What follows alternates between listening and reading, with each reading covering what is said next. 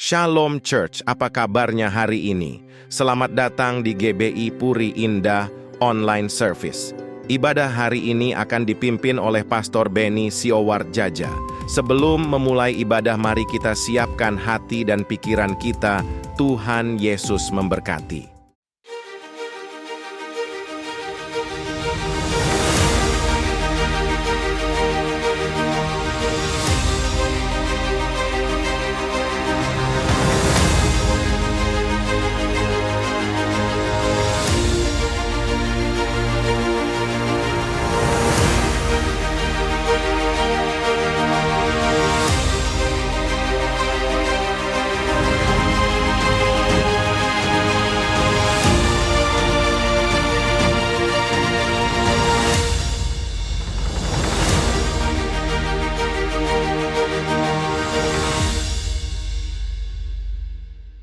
Yang terjadi di Azusa Street. Yang kedua, Pentakosta ketiga akan mengakibatkan penuaian jiwa yang terbesar dan terakhir sebelum Tuhan Yesus datang kembali. Yang ketiga, Pentakosta ketiga akan membangkitkan generasi Yeremia, yaitu anak-anak muda yang dipenuhi Roh Kudus, cinta mati-matian terhadap Tuhan Yesus, tidak kompromi terhadap dosa, dan akan bergerak untuk memenangkan jiwa. Yang keempat, Pentakosta ketiga lahir di Indonesia dan bergerak ke bangsa-bangsa. Gerakan ini dari timur ke barat dan akan kembali ke Yerusalem. Yang kelima, Pentakosta ketiga akan memberikan kuasa untuk menyelesaikan amanat agung, dan setelah itu Tuhan Yesus datang kembali. Tetap semangat, Tuhan Yesus memberkati. Shalom saudara, Tuhan Yesus berfirman dalam Lukas 6 ayat 36, "Hendaklah kamu murah hati sama seperti Bapamu adalah murah hati." Dalam edisi Voice of Pentecost hari ini, kita akan membahas mengenai memberi dalam kemurahan hati. Tahukah saudara, memberi dalam kemurahan hati bukan hanya bersifat horizontal di antara sesama manusia, namun juga bersifat vertikal kita kepada Tuhan. Pemberian secara vertikal ini bukan berarti secara literal memberikan langsung kepada Tuhan, melainkan melalui gereja sebagai wakil Tuhan yang merupakan institusi yang sah dan valid untuk mengelola segala bentuk persembahan jemaat yang mereka berikan sebagai persembahan kepada Tuhan, guna perluasan pekerjaan Tuhan dan kerajaannya di muka bumi. Dalam Malayaki 3 ayat 10, bangsa Israel diperintahkan untuk membawa persembahan ke dalam rumah perbendaharaan atau bait Allah. Dalam Markus 12 ayat 41-44, Tuhan Yesus memperhatikan orang-orang yang memberi di bait Allah. Pada masa gereja mula-mula di Kisah Rasul 4 ayat 32-37, jemaat membawa persembahan mereka ke hadapan rasul-rasul, dan pada prinsipnya Tuhan Yesus mengajarkan kita untuk memberi persembahan kita ke dalam rumah ibadah atau gereja. Dalam 2 Korintus 8 ayat 1-5, Rasul Paulus memuji jemaat Makedonia bahwa meskipun dalam berbagai penderitaan, sukacita mereka malah meluap. Meskipun mereka sangat miskin, namun mereka sangat kaya dalam kemurahan hati. Sehingga mereka dapat memberi bahkan melampaui kemampuannya. Pemberian yang melampaui logika dan melampaui hitung-hitungan ekonomi manusia hanya dapat dilakukan karena kemurahan hati. Kemurahan hati ini berasal dari pengenalan akan kasih karunia Tuhan, bahwa Ia yang oleh karena kita menjadi miskin, sekalipun Ia kaya, supaya kita menjadi kaya oleh karena kemiskinannya. Dan untuk membuat semua itu terrealisasi, Tuhan Yesus rela mati untuk kita karena Dia mengasihi kita. Alkitab berkata dalam Yohanes 15 ayat 13-14a, "Tidak ada kasih yang lebih besar daripada kasih seorang yang memberikan nyawanya untuk sahabat-sahabatnya. Kamu adalah sahabatku." Karena Tuhan Yesus lebih dahulu mengasihi kita dan kita mengasihi Dia, inilah yang mendorong kita untuk memberi dalam kemurahan hati. Bagi orang yang suka hitung-hitungan, akan sulit memahami konsep kemurahan hati. Hal ini dapat kita lihat dari apa yang disampaikan oleh Tuhan Yesus ketika pemilik kebun anggur membagikan upah yang sama, masing-masing 1 dinar kepada para pekerja yang bekerja di kebun anggurnya. Mulai dari yang masuk terakhir hingga masuk terdahulu. Mereka yang masuk bekerja terdahulu protes dan merasa diperlakukan tidak adil. Sekalipun pemilik kebun anggur sudah memberikan upah sesuai dengan kesepakatan.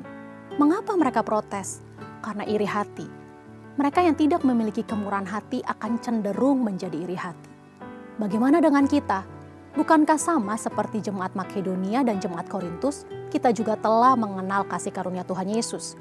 Adakah pengenalan akan kasih karunia tersebut membuat kita menjadi kaya dalam kemurahan hati sehingga kita dapat memberi melampaui kemampuan, bahkan pemberian yang melampaui logika? Prinsip memberi dalam kemurahan hati seharusnya diterapkan dalam keseharian hidup suami istri dalam rumah tangga. Memberi dalam kemurahan hati dilandasi karena suami dan istri saling mengasihi, karena kasih Kristus telah mengikat mereka. Paulus dengan inspirasi Roh Kudus dalam Efesus 5 ayat 25 menyatakan, "Hai suami, kasihilah istrimu sebagaimana Kristus telah mengasihi jemaat dan telah menyerahkan dirinya baginya." Kalau dirinya sendiri saja rela diserahkan bagi istrinya, bukankah materi, harta, dan lain-lain sebenarnya menjadi hal yang terlalu kecil untuk diberikan? Selain itu, contoh praktek memberi dalam kemurahan hati sudah dipraktekkan di gereja kita GBI Jalan Gatot Subroto dalam memberikan persembahan sulung setiap tahun. Bukan dengan paksaan, tetapi menurut kerelaan hati dan kekayaan kemurahan hati dari jemaat. Persembahan sulung adalah berkat dari Tuhan, yaitu seluruh gaji dan penghasilan yang kita terima di bulan Januari dan kita persembahkan di bulan Februari. Tanpa kemurahan hati, tidak mungkin seseorang akan memberikan persembahan sulung kepada Tuhan.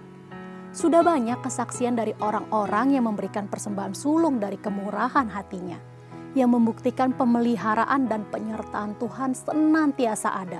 Bahkan mereka menerima berkat berkelimpahan. Kita percaya Tuhan memperhitungkan mereka yang taat melakukan firman-Nya. Memberikan persembahan sulung menjadikan kita pribadi-pribadi yang semakin diperkaya dalam kemurahan hati dan semakin merasakan kasih karunia Tuhan. Untuk penjelasan lebih lanjut dari tim teologi kami, saudara dapat scan QR Code yang tersedia. Selamat memberi dalam kemurahan hati dan Tuhan Yesus memberkati.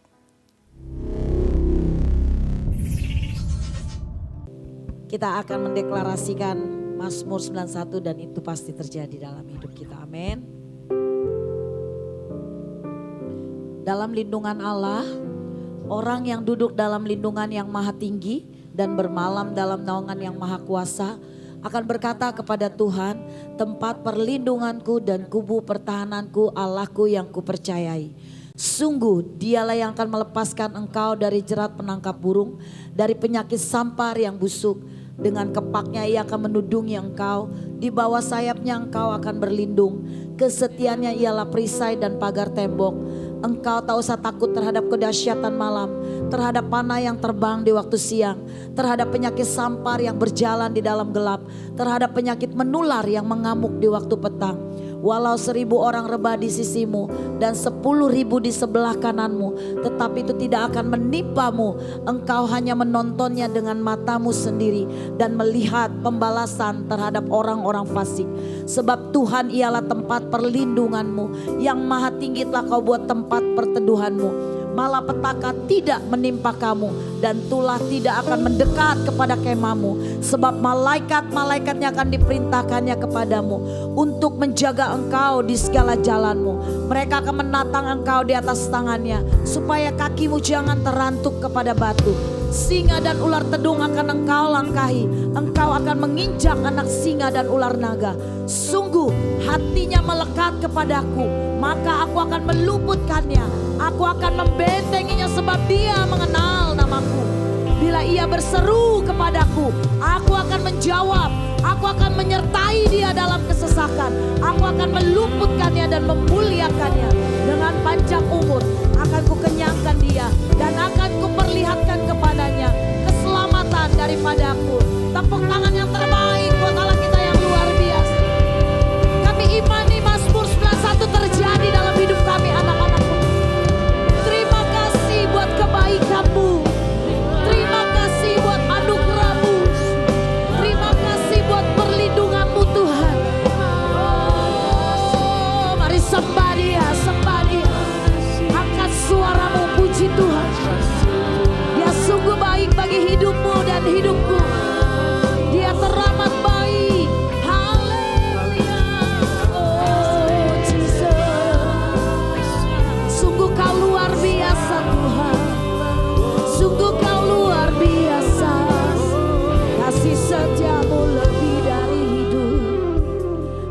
Tuhan bertemu muka dengan muka bersamamu pada hari ini. Biar hadirat-Mu ada di tengah-tengah kami. Kami mau masuk dalam hadirat-Mu. Kami mau mendengar firman-Mu. Kami mau tunduk Tuhan. Untuk 1 jam ke depan kami mau menyembah dan memuliakan nama-Mu. Di dalam nama Yesus sama-sama kita yang percaya katakan amin. Silakan duduk kembali dalam hadirat.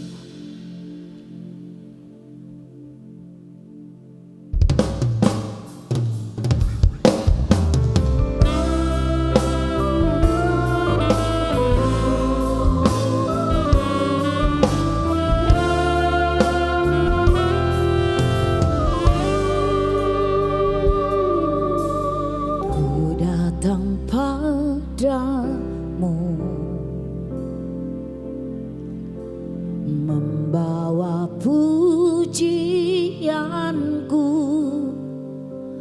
hanya kekuatan hadirat-Mu sanggup menjaga hatiku. Mendekat padamu, ku mau sentuh hatimu,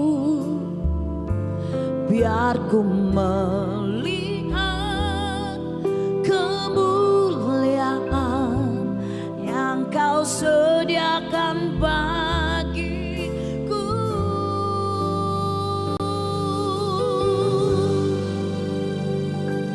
Bagimu pujian, hormat, kemuliaan, Kaulah kebanggaan di dalam hidupku.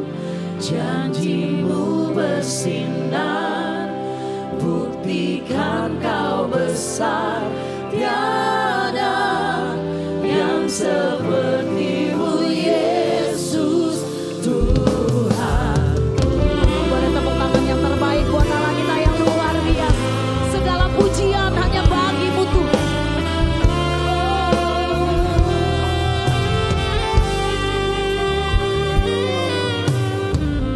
Bawa padamu, membawa pujian.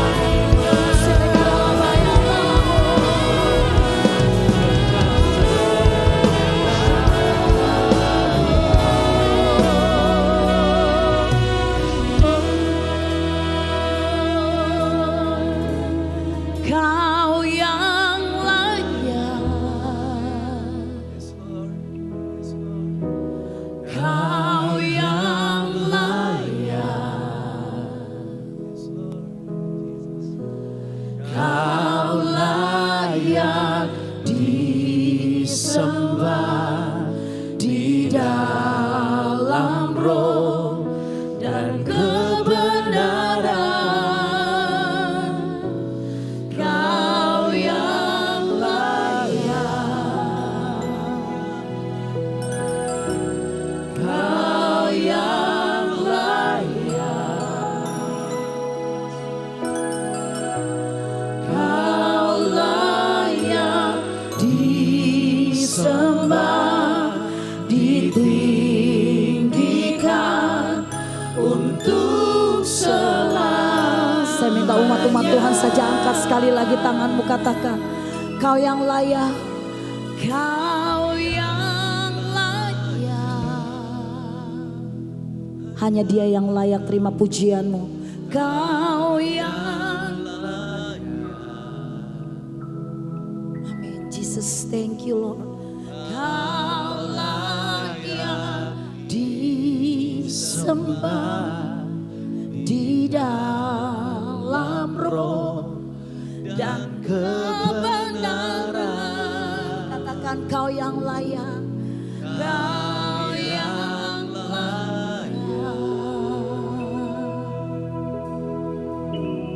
Kau yang layak. Yes Lord. Kau layak disembah, ditinggikan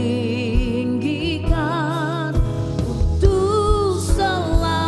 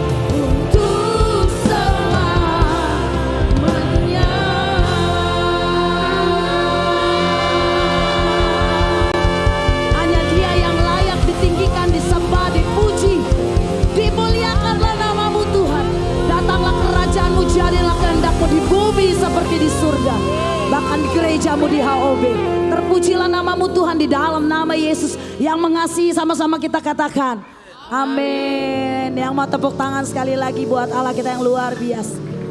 Mau menyembah Tuhan lebih lagi, boleh katakan kanan kirimu, Tuhan mengasihimu. Kalau sebelahmu istrimu, katakan Tuhan Yesus mengasihimu.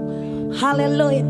Hidupku ada di tanganmu, Kau beri rancangan yang terik. Tepuk tangan sama-sama dengan saya. Tak hanya yang baik saja yang ku terima. Yes. Walau tubuhku diremukkan, amin. Walau jiwaku tergoyahkan, pujianku takkan terhentikan. Rohmu yang memberi penghiburan. Amin. Katakan sama-sama. Akan ku pikul salibmu, cukuplah kasih setiamu. Ku bertahan, kau kuatku, teguhkan imanku. GBI HOBC.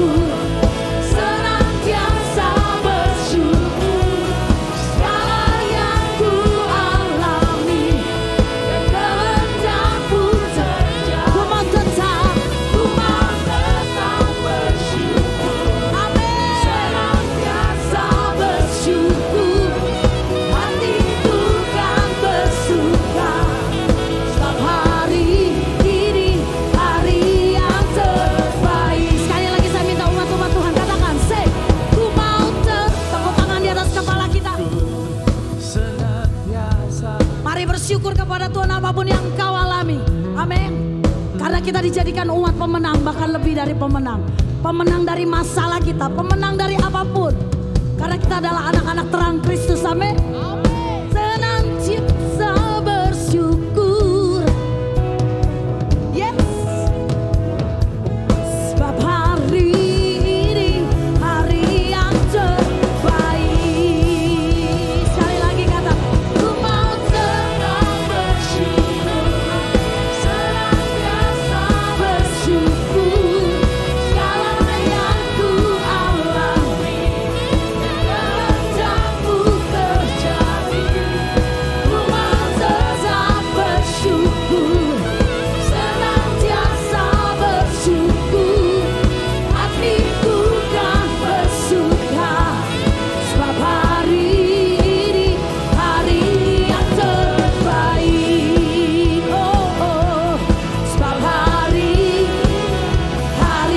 yang terbaik. Sebab hari ini hari yang terbaik. Haleluya.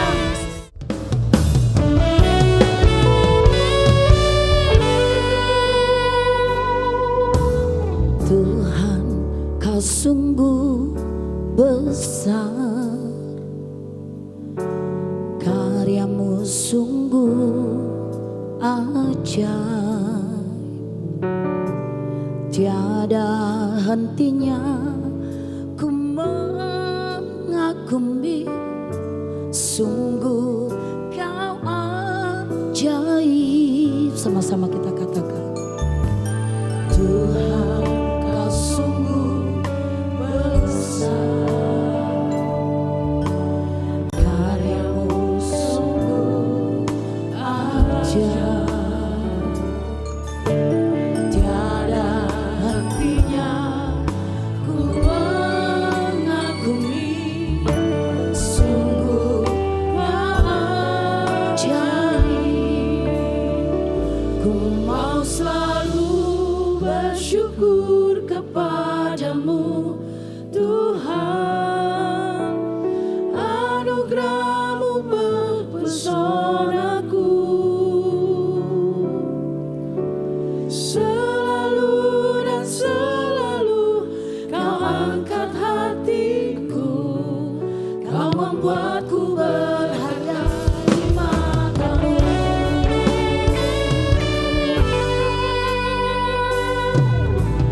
Tuhan, kau sungguh besar, karyamu sungguh ajaib, tiada hentinya ku mengagumi, sungguh kau ajaib. Sekali lagi kita katakan, Tuhan, kau sungguh besar. Tuhan, kau sungguh besar, karyamu sungguh ajaib, tiada hentinya ku mengagumi, sungguh kau ajaib. Ku mau selalu bersyukur, ku mau selalu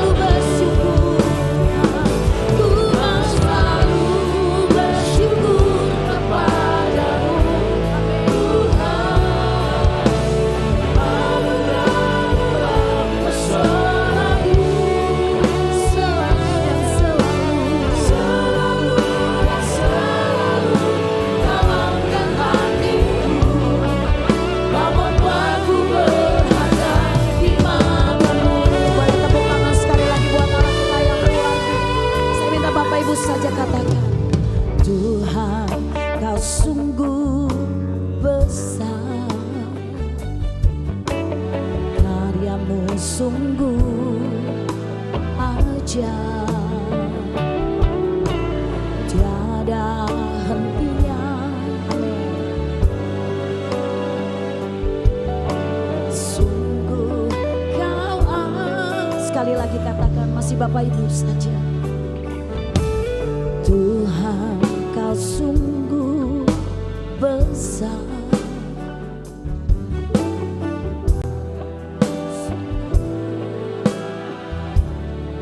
tiada hentinya.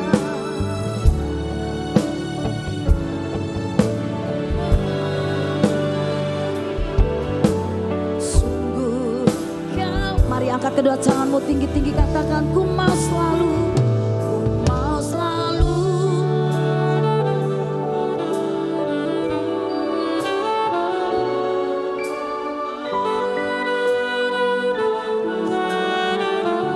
Selalu dan selalu.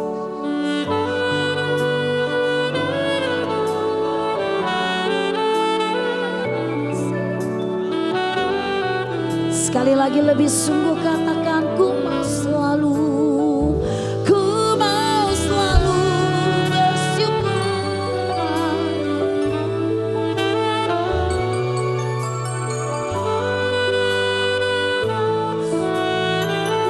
Lord Jesus, thank you, Lord. Kau angkat hatiku, kau membuatku berharga. Mari bersama-sama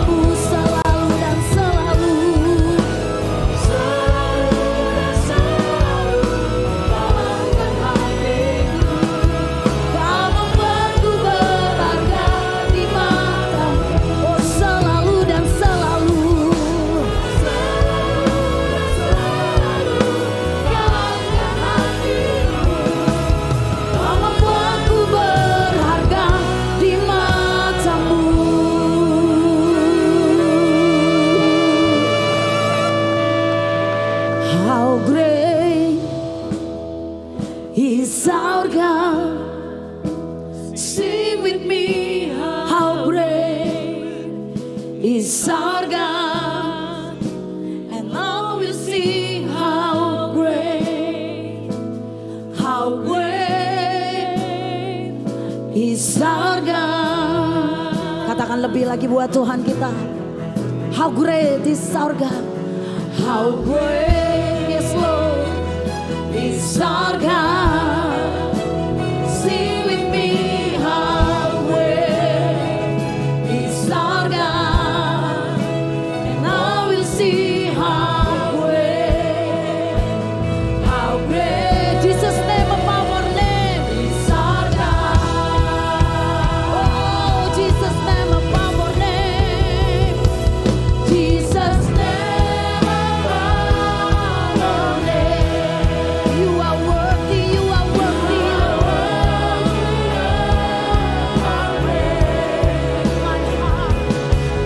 My heart will sing how great is our God. Jesus' name above our name. Oh, Jesus' name above our name. You are worthy, Lord. How great, and my heart will sing how great is our God. How great is our God. Sing with me, how great is our God. I will sing how great is our God. Sekali lagi, angkat kedua tanganmu, katakan, how great is our God. How great is our God. Sing with me, how great is our God. And I will see how great. Kau sungguh besar, Tuhan.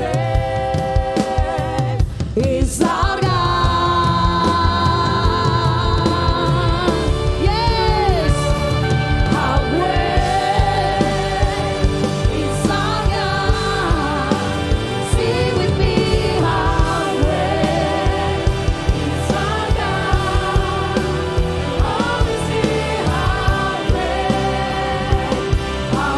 and I will see how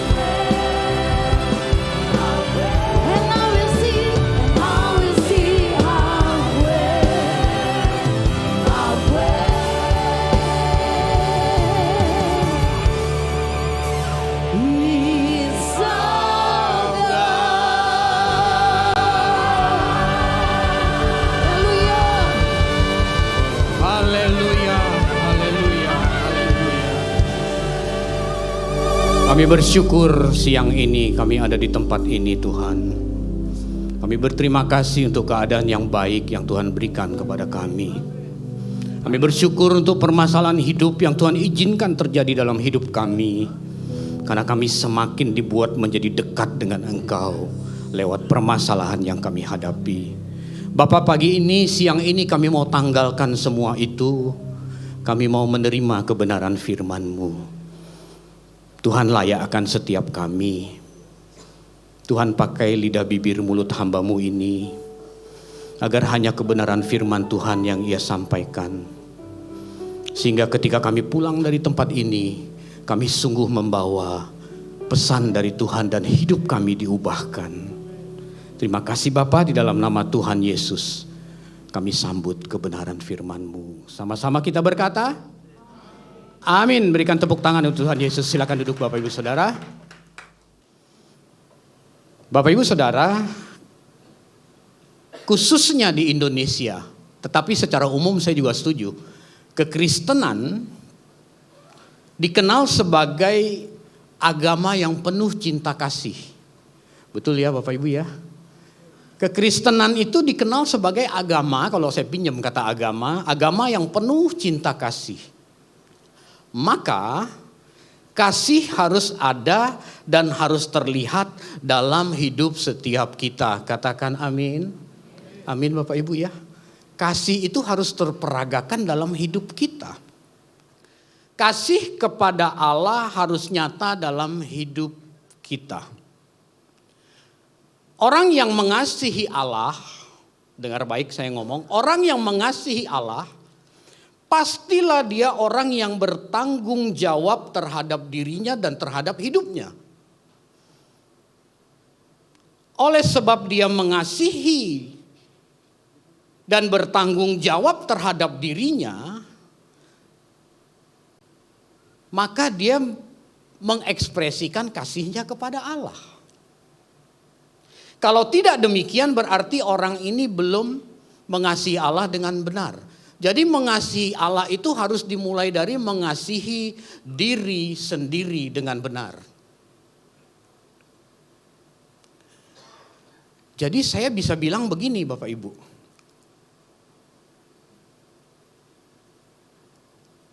Bahwa kalau ada orang percaya, orang Kristen yang malas dalam segala hal, sebenarnya dia adalah orang yang belum dapat mengasihi Allah dengan benar. Mungkin dia merasa dirinya mengasihi Allah, ke gereja lebih sering daripada orang lain, ke persekutuan doa lebih sering daripada orang lain. Bahkan mungkin orang lain berdoa 15 menit, dia berdoa 2 jam sehari. Tapi kalau dia malas, kalau dia tidak bertanggung jawab terhadap kehidupannya, terhadap dirinya sendiri dia tidak bertanggung jawab, sulit dibilang dia mengasihi Allah Bapak Ibu. Sebab mengasihi Allah itu harus dimulai dari mengasihi diri sendiri dengan benar. Mengasihi diri sendiri itu beda dengan mengasihani. Self love dengan self pity dua hal yang berbeda. Orang yang mengasihi dirinya dengan benar, ini dengar baik saya ngomong, orang yang mengasihi dirinya dengan benar, dia tidak akan mengasihani dirinya sendiri. Dan dia tidak akan membawa dirinya dikasihani oleh orang lain. Orang yang mengasihani dirinya akan mempersilahkan orang lain untuk mengasihani dirinya juga. Kita akan belajar hari ini apa sih yang dimaksud dengan kasih oleh Alkitab itu. Bapak Ibu, kalau kita memberi diri kita dikasihani oleh orang lain, kita memposisikan diri kita itu sebagai orang yang menerima perbuatan kasih. Padahal Alkitab berulang-ulang berkata adalah lebih baik memberi daripada menerima. Tapi lain waktu itu, saya nggak bahas yang itu. Kita lihat dulu apa sih kasih menurut Alkitab, apakah ngasih gitu, nolong orang, memberi. Kalau dasar Anda nolong orang karena kasihan, itu meleset.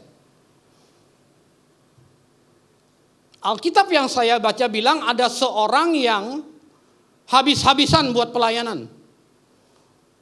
Rumahnya dia kasih buat pelayanan, mungkin kendaraannya dia kasih buat pelayanan, semua hartanya dia kasih buat pelayanan, bahkan udah gak ada lagi, dia memberi dirinya untuk dibakar. Tapi tanpa kasih gak ada faedahnya. 1 Korintus 13 ayat 3, saya bacakan ya. Dan sekalipun aku membagi-bagikan segala sesuatu yang ada padaku tuh, apalagi tuh semua, rumah, mobil, kendaraan, semua dia kasih. Bahkan menyerahkan tubuhku untuk dibakar, udah gak ada yang dikasih, dia relakan tubuhnya untuk dibakar. Tetapi jika aku tidak mempunyai kasih, sedikit pun tidak ada faedahnya bagiku. Jadi kasih itu apa kan gitu. Ini orang baik gak nih? Dia kasih buat pelayanan rumahnya, kendaraannya, duitnya, semuanya dia kasih. Udah pasti di mata manusia baik. Tapi Alkitab bilang kalau tidak ada kasih, gak ada faedahnya. Jadi kasih itu bukan ngasih, bukan. Apa sih kasih itu? 2 Yohanes 1 ayat 6 berkata demikian. Dan inilah kasih itu, yaitu bahwa kita harus hidup menurut perintah Tuhan. Itu loh kasih. Tentu konteksnya adalah kita berbuat untuk sesama dalam perintah Tuhan. Itulah kasih. Demikian sebaliknya kalau Tuhan tidak memerintahkan lalu kita berbuat, itu bukan kasih. Itu bisa timbul dari rasa kasihan, rasa iba. Yaitu, dan inilah perintah itu, yaitu bahwa kamu harus hidup dalam kasih. Sebagaimana telah kamu dengar dari mulanya. Jadi apa sih kasih? Kasih adalah perbuatan yang kita lakukan untuk sesama dalam komando Tuhan. Jadi kasih itu beda dengan kasihan, Bapak Ibu. Memang di Alkitab kita sering ketemu kalau Tuhan Yesus lihat orang susah, orang kecil, orang lemah. Di situ dikatakan dalam Alkitab bahasa Indonesia, maka tergeraklah hatinya oleh belas kasihan. Kadang-kadang ini yang mendistorsi pikiran kita. Dalam teks asli Alkitab itu bukan sama sekali nggak ada tekanan kasihan. Tetapi kasih. Tergerak oleh belas kasih sebenarnya. Kasih adalah perbuatan yang kita lakukan kepada sesama berdasarkan atau sesuai dengan perintah dan kehendak Tuhan. Sedangkan kasihan adalah perbuatan yang kita lakukan untuk sesama, sebenarnya sama tapi motivasinya berdasarkan rasa, berdasarkan perasaan iba.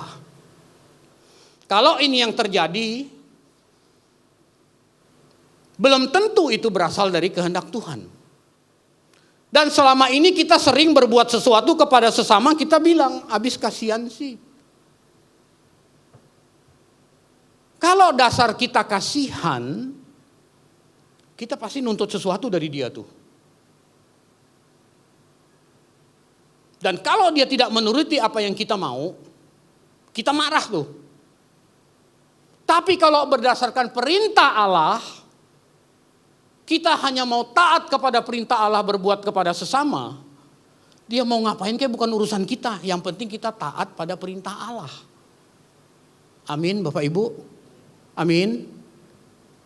Kok pada melotot semua lihat saya gitu ya. Amin gak Bapak Ibu? Kita tepuk tangan dulu untuk kebenaran ini.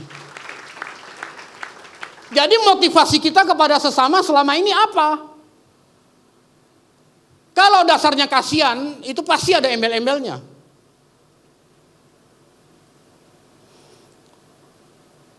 Nah, Tuhan itu memerintahkan kepada kita untuk mengasihi Allah yang benar itu harus dimulai dari mengasihi diri sendiri dan mengasihi sesama. Kita baca dulu ayatnya ya, Matius 22 ayat 37 sampai 39.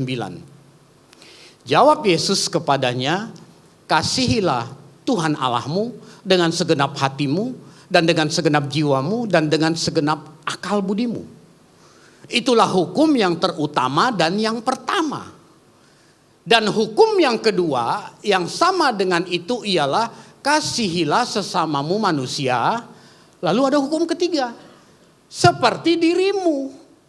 Jadi mengasihi Allah itu benar-benar dasarnya harus mulai dari kita mengasihi diri kita. Nanti di akhir saya akan jelaskan apa sih mengasihi diri. Bukan mengasihani diri, beda. Pak, Allah itu abstrak, gak kelihatan Pak. Bagaimana aku bisa mengasihi Allah? Tandanya apa? Allah gak kelihatan. Mengasihi pasangan hidup yang tiap hari kelihatan di rumah aja kadang-kadang kita lalai, kadang-kadang lupa, kadang-kadang sengaja tidak. Apalagi Allah yang abstrak itu, Allah yang tidak kelihatan. Apa tandanya aku mengasihi Allah Pak? Apakah orang lain hari Minggu ibadah sekali, saya ibadah 4 kali? Apakah itu bukti saya mengasihi Tuhan? Apakah orang lain berdoa 15 menit, saya berdoa 2 jam sehari? Apakah itu bukti mengasihi Tuhan? Dan hukum yang kedua yang sama dengan itu. Bapak Ibu jangan terdistorsi dengan ayat 38 ya. Ayat 38 kan dan itulah hukum yang terutama dan yang pertama. Dulu saya salah, saya pikir yang penting mengasihi Allah. Soal sama manusia mah nanti dulu deh. Orang susah udah gak peduli. Orang minta bantuan nanti dulu. Yang penting mengasihi Allah gara-gara tulisan ini. Itulah hukum yang terutama dan yang pertama. Di dalam bahasa asli Alkitab. Dan hukum yang kedua yang sama dengan itu, homoios, betul-betul setara. Jadi gak ada yang penting doa saya bagus Pak. Yang penting saya mengasihi Allah, saya berdoa. Saudara susah gak peduli. Orang minta bantuan gak peduli. Itu keliru Bapak Ibu. Dan hukum yang kedua yang sama dengan itu, kasihilah sesamamu seperti engkau mengasihi dirimu. Kalau engkau gak mau dikasih barang bekas, jangan kasih barang bekas ke orang gitu kira-kira. Halo? Sekarang kita samakan persepsi kita dulu soal sesama. Siapa sih sesama? Orang yang sama hobinya dengan aku. Orang yang tasnya sama mereknya dengan aku. Orang yang jam tangannya sama dengan aku. Siapa sih sesama menurut Alkitab? Kita itu seringkali hanya bersedia mengasihi orang-orang yang bermanfaat dalam hidup kita. Kita hanya bersedia mengasihi orang-orang dekat kita. Kita hanya bersedia mengasihi orang-orang yang mendatangkan keuntungan dalam hidup kita. Kalau aku berbuat begini, gue dapat apa? Itu saya sering dengar orang ngomong begitu. Kalau nggak dapat apa-apa ya udahlah, nggak usah.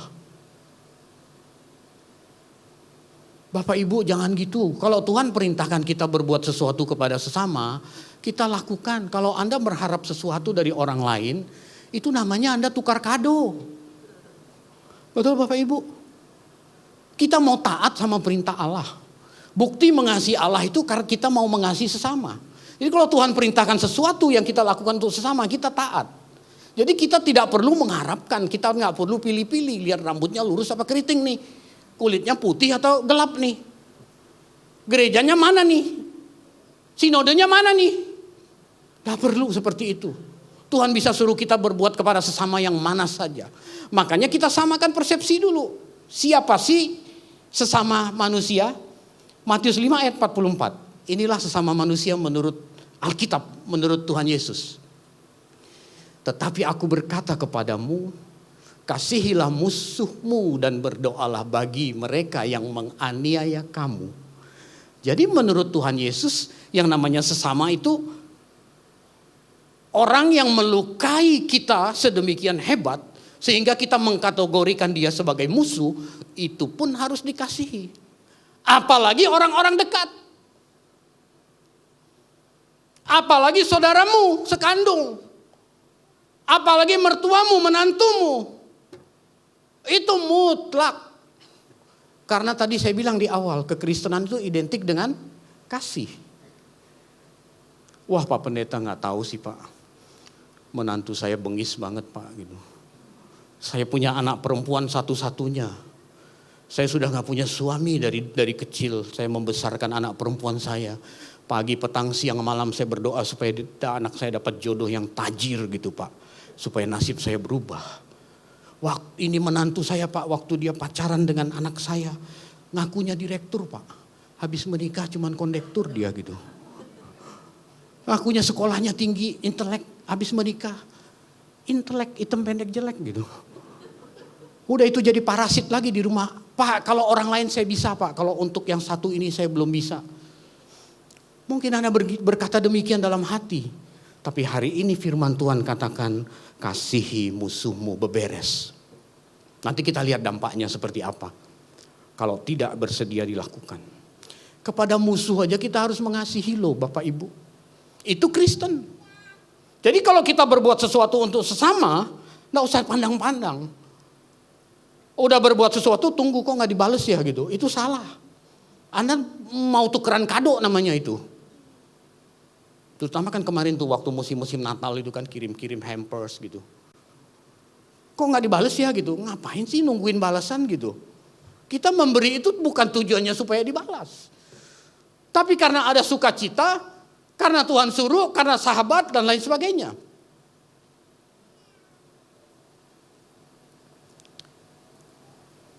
Orang Kristen yang belum bisa mengasihi atau berdoa bagi musuh, dia belum bisa mengasihi Allah dengan benar. Sekalipun dia rajin ke gereja. Sekalipun dia pendeta kayak saya. Tapi ketika dia belum bisa beberes dengan sesama, dia belum bisa mengasihi Allah dengan benar. Ini rumusnya begini, Alkitab memang ngomongnya begini Bapak Ibu. Mungkin Anda berkata dalam hati, Pak, Yang penting hubungan saya dengan Tuhan, Pak. Mesra hubungan saya dengan Tuhan. Kalau udah masuk ruang doa tuh begitu saya nyanyi, bulu kuduk saya naik, saya merasa hadirat Tuhan. Yang penting itu. Tapi simpan kepahitan, musuhin orang bertahun-tahun nggak diselesaikan. Bagaimana mungkin bisa? Yuk kita lihat dampaknya seperti apa. Nih di ayat 45, naik lagi. Tadi balik ke ayat, nah ini dampaknya. Yang pertama, kan di ayat 44 kan Tuhan bilang, kasihi musuhmu dan berdoalah bagi mereka yang menganiaya kamu. Karena di ayat 45, dengan demikianlah kamu menjadi anak Bapamu yang di surga. Kalau tidak demikian, kamu belum bisa disebut anak Bapamu yang di surga. Itu masalahnya Bapak Ibu.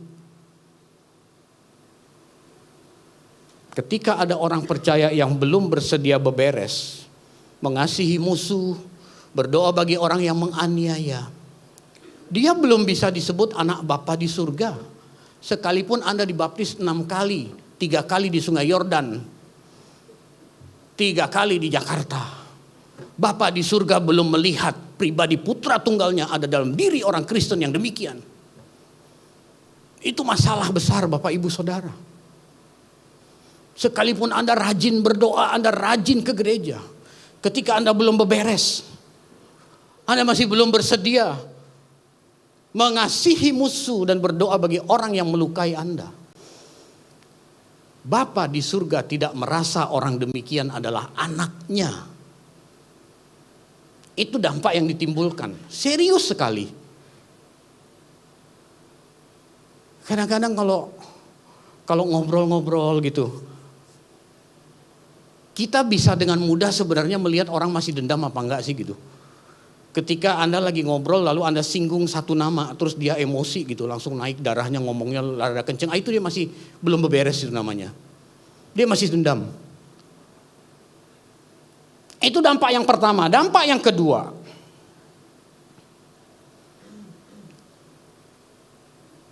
Satu Yohanes 3 ayat 15.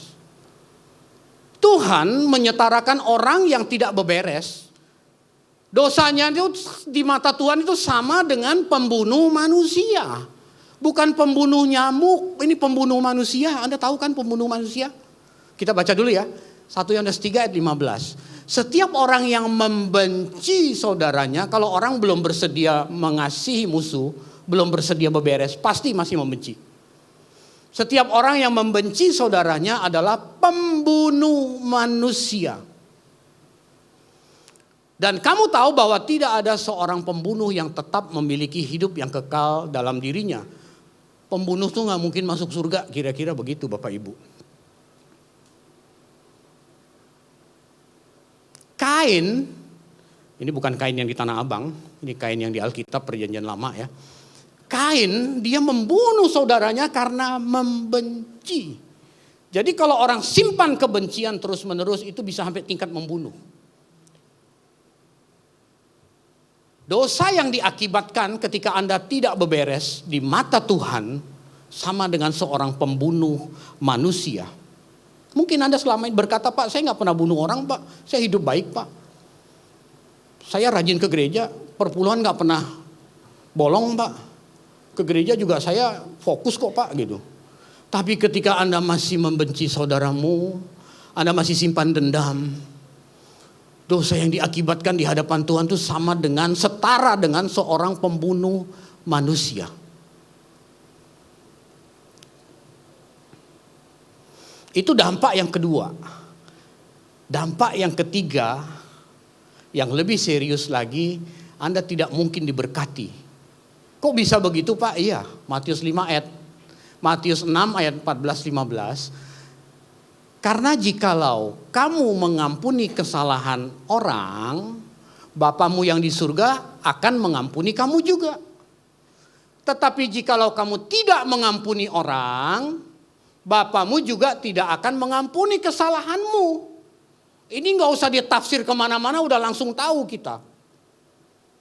Jadi di dalam Alkitab itu saya menemukan ada 2 dosa tak terampuni, salah satunya ini. Ketika kita masih nyimpen, walaupun gak ketemu orangnya, tapi ketika ketemu, ini biasanya ketemunya di rumah duka, kalau enggak di pesta pernikahan gitu. Kalau ributnya bertahun-tahun, kayaknya sih udah beres gitu, tapi ketemu ribut lagi gitu. Kalau kita belum bersedia mengampuni, Tuhan pun belum bersedia mengampuni. Bagaimana Tuhan mau memberkati gitu. Ini bukan soal pengampunan ya, soal memberi persembahan saja. Di bagian lain Tuhan Yesus bilang, ketika Anda bawa persembahan ke rumah ibadah, lalu kamu teringat dengan saudaramu yang belum beberes. Kamu belum beberes sama saudaramu. Tinggalkan persembahan itu, beberes dulu, baru balik lagi. Ada kan ayat itu kan? Balik lagi baru persembahkan.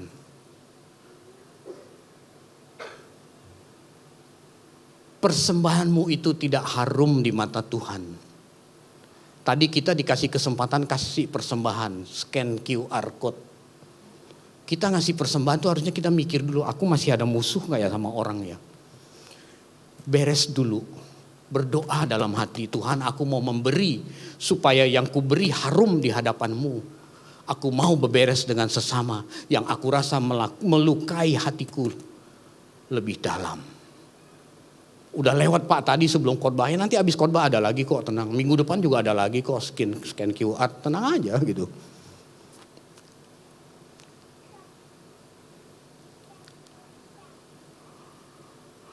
Wah sulit ya Pak jadi orang Kristen Pak, gak boleh marah ya Pak, boleh, kenapa gak boleh marah? Boleh, tapi marahlah yang Alkitabiah. Emang bisa Pak marah Alkitabiah? Bisa. Efesus 4 ayat 26. Ini panduan marah. Tuhan Yesus juga terikot di Alkitab pernah marah kok Tuhan Yesus. Waktu orang jadikan pelataran bait suci menjadi tempat perdagangan kan Tuhan Yesus marah. Boleh, tapi marahlah yang Alkitabiah. Apabila kamu menjadi marah, berarti dimungkinkan kita boleh marah. Apabila kamu menjadi marah, janganlah kamu berbuat dosa. Jadi kalau marah tuh jangan berbuat dosa. Apa sih dosa yang dibuat? Tuh titik 2 tuh. Janganlah matahari terbenam sebelum padam amarahmu. Artinya apa? Nggak boleh simpan dendam. Amarah itu nggak boleh dibawa tidur. Harus beberes hari itu juga. Jadi Anda yang dibuat kesel oleh pasangan hidupmu jam 6 pagi, Anda punya waktu maksimal 12 jam. Jam 6 sore udah harus beberes. Karena matahari mau tenggelam. Jangan dibawa tidur. Nah kalau Anda yang dibikin marah oleh pasanganmu jam 6 kurang 5 sore, udah gak usah marah, gak ada waktu lagi gitu. Rugi marah cuma 5 menit gitu ya kan. Besok Pak dilanjutin gak bisa, jangan dibawa tidur. Jadi kita boleh marah itu maksimal 1 kali 12 jam. Kalau lebih gimana Pak? Dia mau nginep lapor RT tuh. Itu marah yang Alkitabiah Bapak Ibu. Jadi sebenarnya orang percaya itu tidak boleh menyimpan dendam sedikit pun. 1 malam pun gak boleh. Tapi ada orang yang nyimpan kepahitan bertahun-tahun. Merasa dirinya benar pula.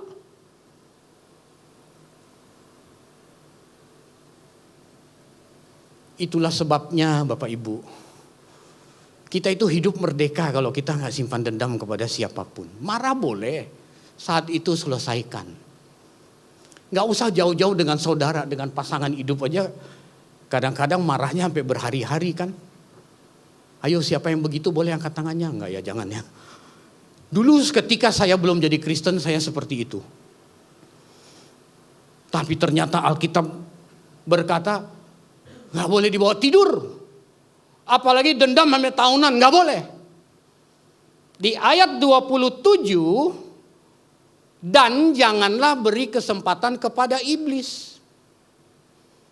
Anda kalau marah, dendam, lalu Anda bawa tidur, besoknya belum selesai, itu Anda sedang memberi kesempatan kepada iblis untuk bercokol di dalam pikiranmu. Jangan memberi kesempatan, dalam bahasa asli Alkitab tuh memberi topon. Topon itu tempat berpijak. Jadi ketika Anda buka celah, Anda tidak beberes saat itu juga, Anda buka celah untuk iblis. Kalau Anda nikmati itu berminggu-minggu atau berbulan-bulan bahkan bertahun-tahun, itu berarti Anda hidup bersama iblis karena dia bercokol di pikiranmu. Ini bisa dikategorikan sebagai orang yang hidup dalam dosa. sekalipun dia tiap minggu ke gereja. Waduh Pak, ekstrim banget Pak. Memang ekstrim. Disinilah keunggulan hidup kekristenan. Karena kita hidup gak lama, kita mau ekstrim. Setelah mati kita berjumpa dengan Tuhan Yesus di kekekalan secara kekal. Jadi saya bisa bilang bahasa sederhana gini, di surga tuh udah gak ada orang dendam-dendaman gitu. Jadi sementara kita masih hidup di bumi ini, kita disakiti orang, kita latihan hidup di surga, kita gak dendam, kita gak kepahitan, kita mengampuni gitu. Seolah-olah udah hidup di surga. Nanti kalau kita masuk sana kita udah terbiasa. Orang yang tidak terbiasa begini dia kagok di sana nanti. Kalau begitu dia dikagok, lu tempatnya bukan di sini, sono lu gitu. Nah, Bapak Ibu Saudara, mengasihi diri sendiri itu ketika kita mengasihi sesama harus dimulai dari beberes, nggak boleh simpan dendam. Kita harus berdamai dengan diri sendiri sebelum berdamai dengan sesama. Mengasihi diri sendiri adalah tidak membiarkan atau tidak membawa diri kita diseret ke api kekal lewat kompromi dengan dosa. Tidak berkompromi dengan perbuatan dosa itu adalah mengasihi diri sendiri dengan benar, bukan mengasihani. Anda kerja di kantor punya peluang untuk korupsi, Anda berkata tidak, aku mau berbuah kasih. Kasih adalah taat pada perintah Tuhan, Anda tidak korupsi. Itu mengasihi diri sendiri dengan benar. Anda sudah terdeteksi kolesterolnya udah tinggi banget. Dokter sudah melarang-larang makanan yang berkolesterol tinggi. Ketika Anda makan bersama teman di tempat di restoran, Anda lihat ada makanan yang berkolesterol tinggi, Anda berkata tidak, aku makan yang hijau-hijau saja. Itu bagian dari mengasihi diri dengan benar.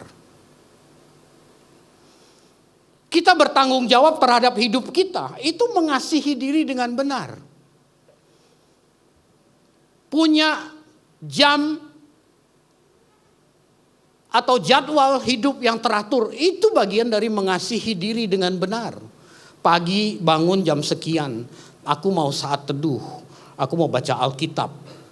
Di komunitas gereja ini kan ada komunitas ABA. ABA itu bukan asal, bukan Agus, bukannya, tapi ABA itu adalah ayo baca Alkitab gitu. Komunitas ayo baca Alkitab. Nah, saya sungguh berharap kita tidak terpaksa membaca Alkitab. Karena Alkitab itu buku panduan hidup. Kalau kita tidak ngerti bagaimana harus mengoperasikan kehidupan kita salah nanti. Punya jam yang saat teduh, baca Alkitab, mandi, sarapan, ke kantor. Tepat waktu. Memanfaatkan waktu, mengoptimalkan waktu dengan baik. Ini bagian dari mengasihi diri. Tepat janji sama orang. Janji jam 10, jangan nongol jam 12 gitu. Udah kelewat Bapak Ibu. Itu bagian dari mengasihi diri dengan benar. Anda minjem duit sama orang, jangan pura-pura gak tahu, bertanggung jawab gitu. Itu bagian dari mengasihi diri dengan benar. Orang yang tidak demikian, bagaimana mungkin dia mengasihi Allah dengan benar? Gak kena rumusnya. Rumusnya kan di ayat tadi kita baca itu. Kasihi sesamamu seperti engkau mengasihi dirimu. Itulah ekspresi engkau mengasihi Allah.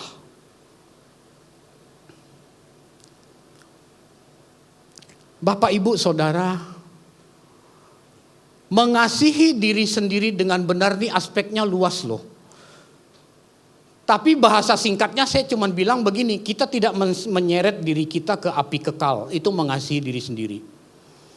Kita gak kompromi dengan dosa, itu mengasihi diri sendiri. Amin untuk kebenaran firman Tuhan siang ini. Tepuk tangan jangan ragu-ragu untuk Tuhan, bukan untuk saya. Mari kita tundukkan kepala, mari kita berdoa. Bapa, kami mengucap syukur untuk firman yang sudah kami dengar. Kami bahagia Tuhan, karena kami menerima ini dan kami mengaminkan dalam kehidupan kami. Dan mulai saat ini kami mau belajar mengasihi Engkau dengan benar. Dimulai dari hal yang paling dasar, kami mengasihi diri kami sendiri dengan benar.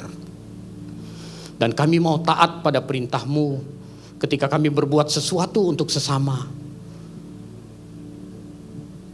Kami mau dengar-dengaran dengan perintah Tuhan, supaya apa yang kami lakukan tidak menjadi sia-sia Bapa. Dan itulah menjadi bukti kami mengasihi Tuhan. Terima kasih untuk firman yang sudah kami dengar ini. Roh Kudus, hamba-Mu telah berhenti berbicara, dan hamba percaya Roh Kudus akan berperkara secara pribadi lepas pribadi.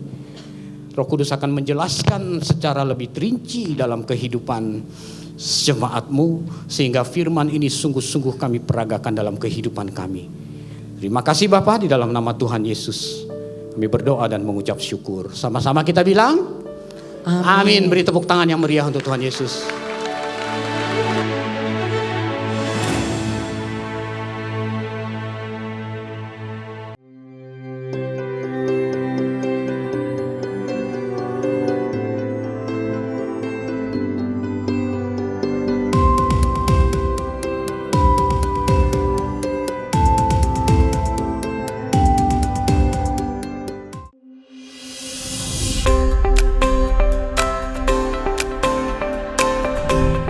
Hai Church, apa kabar?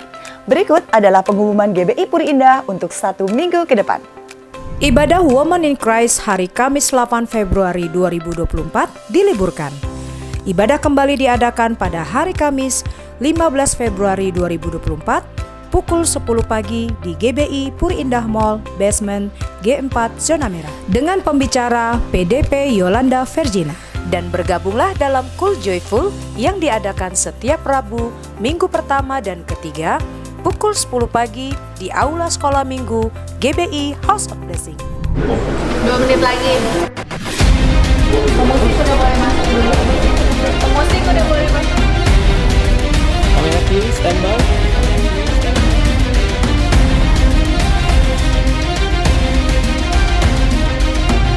Dua, standby. Kamera kanan on sekarang. Pendeta udah boleh masuk.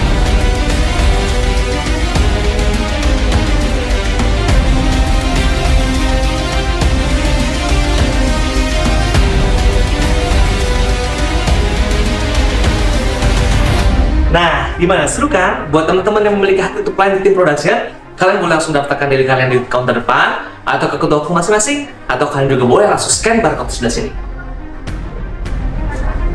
Ditunggu ya!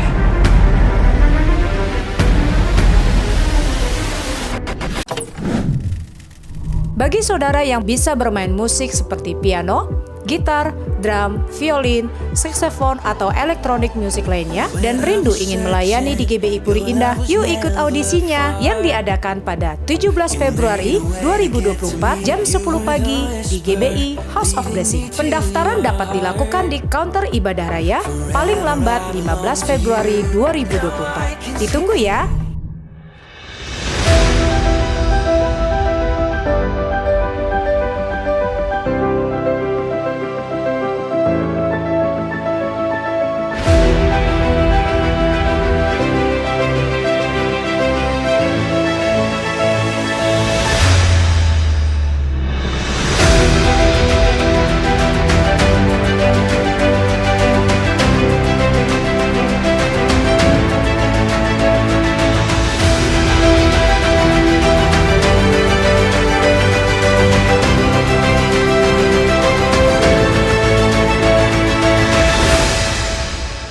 Shalom Jemaat GBI yang dikasihi Tuhan dan para pelaku UMKM. Saya James Gui mengajak anda hadir di acara pelatihan entrepreneurship dan expo program yang luar biasanya akan datang. Di pelatihan itu anda akan dilatih secara lengkap sampai anda berkesempatan mengikuti expo di Pluit Village Mall. Maka dari itu daftarkan diri anda sekarang.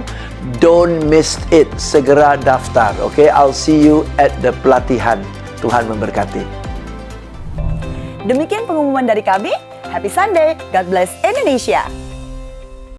Saya undang kita bangkit berdiri semua untuk mengakhiri ibadah ini dengan doa berkat. Mari kita angkat kedua tangan kita. Kita tundukkan kepala dan satukan hati. Pulanglah dan terimalah berkat dari Allah Bapa di surga. Melalui cinta kasih Tuhan Yesus Kristus dan persekutuan manis dengan Roh Kudus. Percayalah engkau berjalan beserta Tuhan. Ada penjagaan Tuhan. Pribadi lepas pribadi, keluarga demi keluarga di tempat ini. Ada pemulihan daripada Tuhan.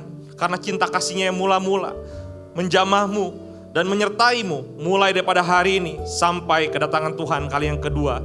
Hanya di dalam nama Bapa dan Putra, di dalam nama Tuhan Yesus Kristus yang hidup, kita semua yang telah siap menerima berkat dan mau menjadi berkat sama-sama katakan amin. Happy Sunday, Tuhan Yesus memberkati.